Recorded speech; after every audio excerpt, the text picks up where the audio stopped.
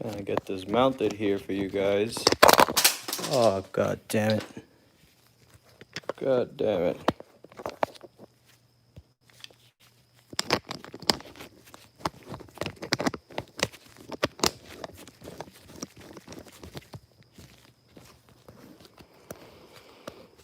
Alright guys, so what I'm doing today, I'm gonna have to take off the transmission because I broke one of the gears. I'm not sure what gear I broke. I already started taking some things off. I haven't get into full detail with it, just minor things. I just started taking off the wastegate. Took off the harness, which is right here, and I'm gonna keep going. It's a little bit of a hassle to take off this transmission because you have to remove the whole manifold, exhaust, all that stuff just to get to these bolts down here. So, but that's what I'm gonna show you guys today. I'm just gonna keep this on here. I might not talk, but you can see what I'm doing at least. And it's something, you know, if you're bored at home, gives you something to watch.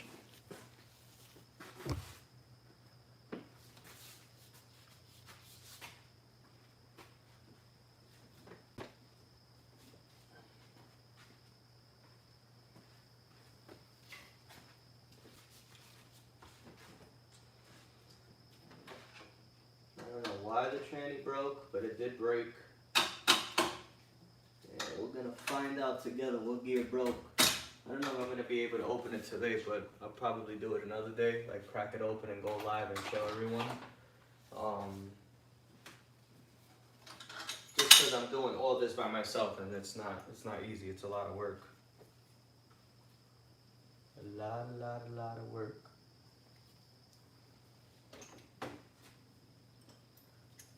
I try to keep everything together. You see like this silly little bolt. If I lose that, that's not good.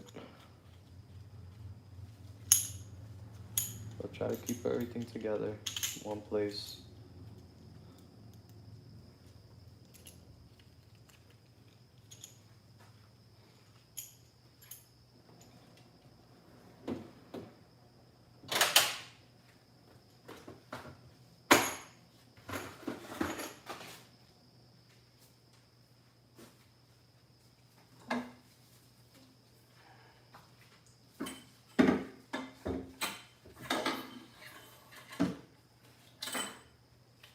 The wastegate piping is a 60mm wastegate, so that's pretty darn big.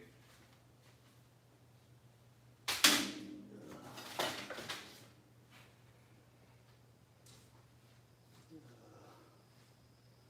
if I can take out these O2 sensor now.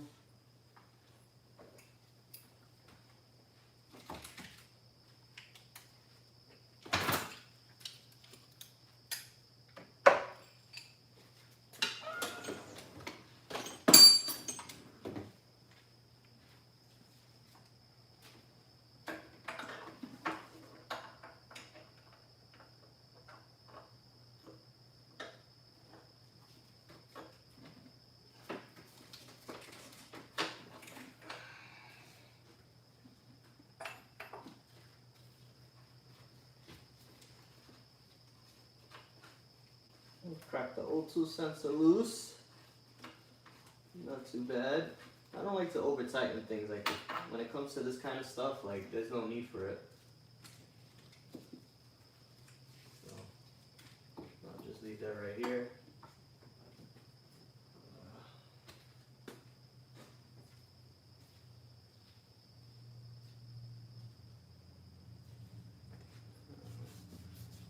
It says that. Got a little bit of a mess here. I got shit thrown around all over the place right now.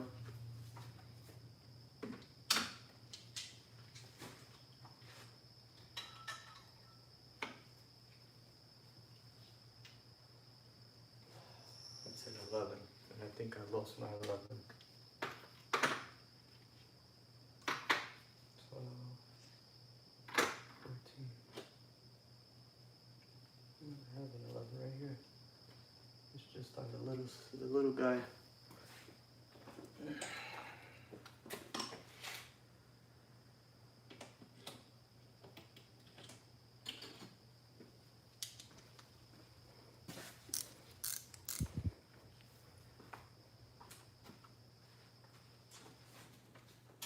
see if I could give you guys a little bit of a better view.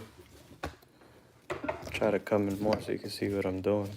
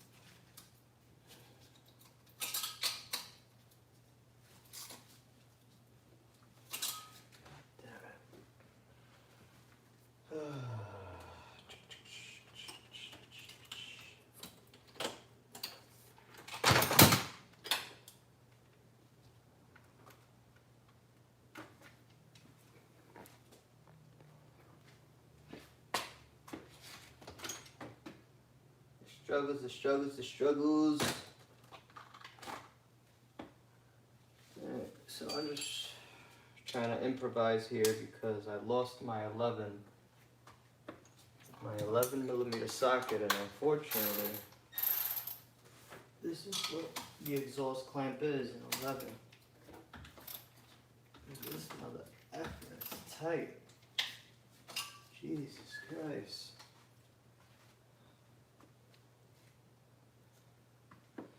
That thing's probably gonna snap, guarantee you. It's gonna snap. Definitely gonna snap, watch. Mark my word. Not even this thing is taking it off, sheesh.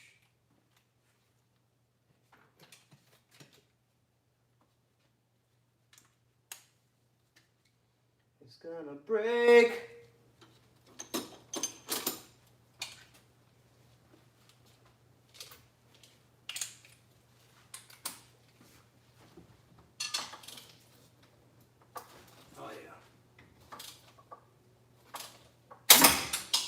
Told you. God damn. Time to order another clamp.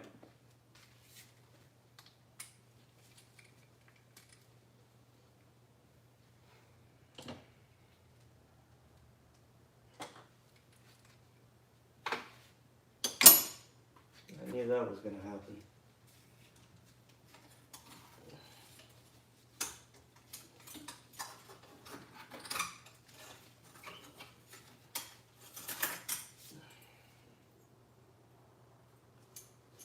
I think there's a part number on here. And this is a vibrant clamp. I'm surprised it broke on me. See that? I knew that was gonna happen. Look, chopped it right off.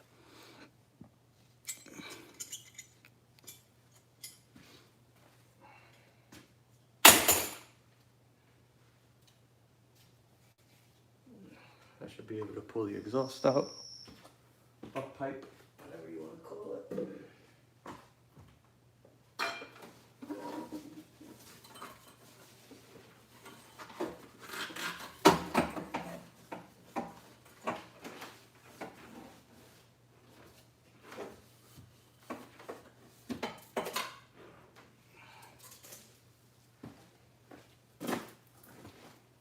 I actually have a muffler right here. There's a muffler. I don't know if you could see it, but yeah, there is a muffler in there.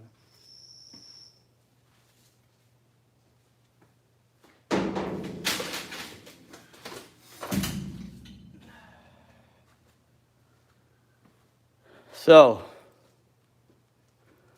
is this what it's like to be on YouTube Live? Is there like, are you allowed to put music on here or something? Do people comment? They have conversations, questions? How does this work? This is my first time on YouTube Live.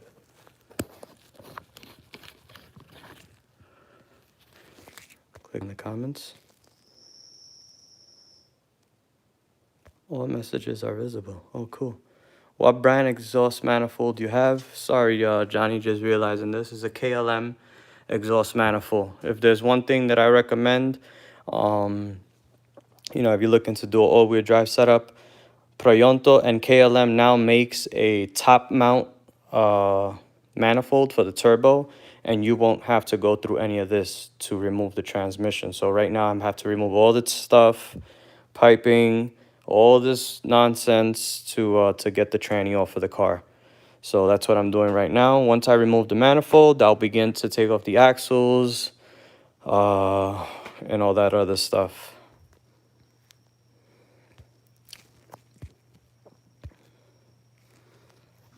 If anybody else has any questions, feel free to ask. I try to go back and forth here. And you guys can hear me or no? Can you guys hear me?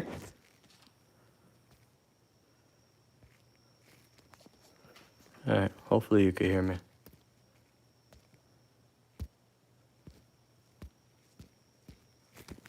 But I'll continue here.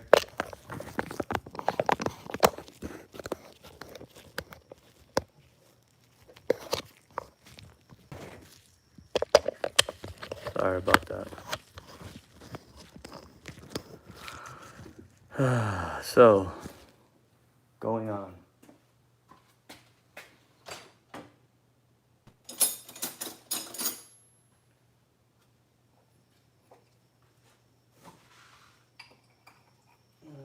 I run a dash 6 speed for the turbo. A lot of folks look at me and like, oh, you're crazy. You can run any size you want. If you have a oil pressure regulator, you won't have any problems. You won't have to worry about what size fitting you have to run on your turbo. You know, you just connect it to your oil feed.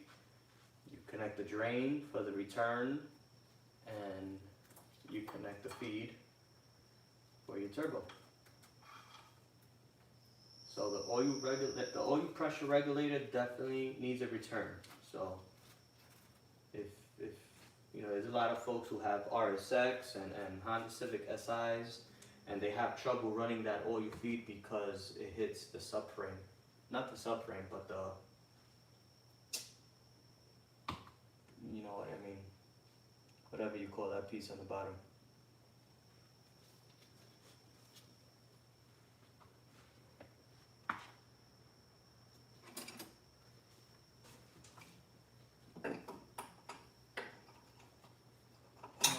For the return on the turbo, I have a dash, I think this is a 10. Yeah, this is a 10, and I have it with a 90 angle. A lot of people are going to tell you don't put an angle on your drain, which they're right, because it creates more pressure inside the turbo. But if you're running a pressure regulator, it's going to get regulated, and it's going to know the amount that the turbo should be taken. So if the regulator is reading 60 psi, it's going to go back down to 40 psi. You understand? And that'll stop your car from smoking like any oil or anything like that. This car does not smoke at all, you know. So you got a Master Power turbo. You know, none of that Garrett Turbonetic stuff. That stuff is way out of my budget. And this turbo is working just fine for me, to be honest.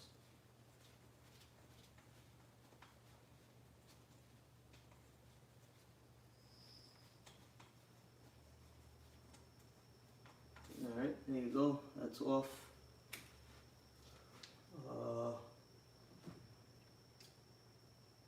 Let me disconnect my vacuum lines. I have vacuum lines for the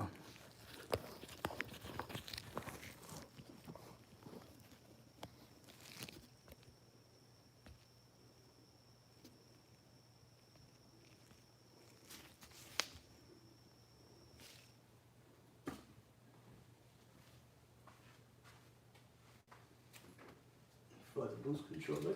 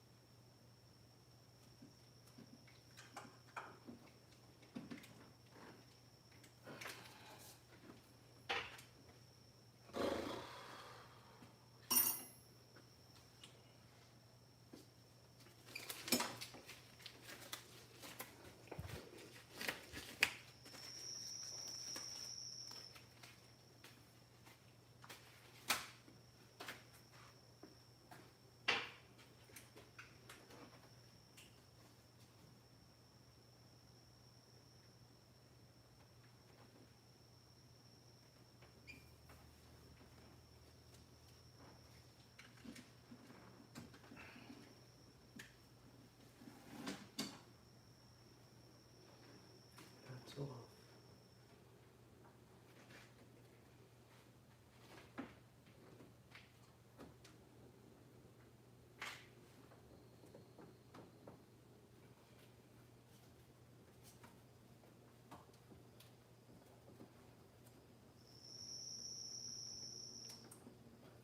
That's off.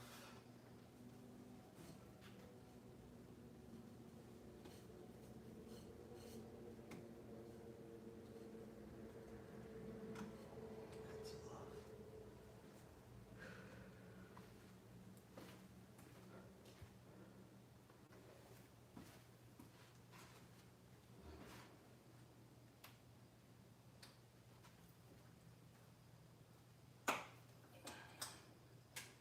That's off.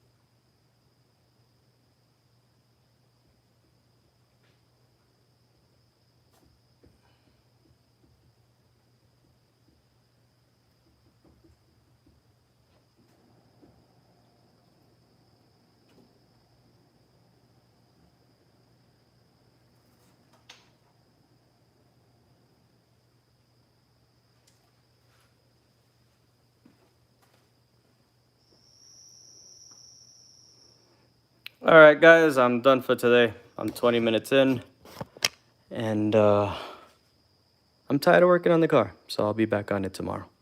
Peace.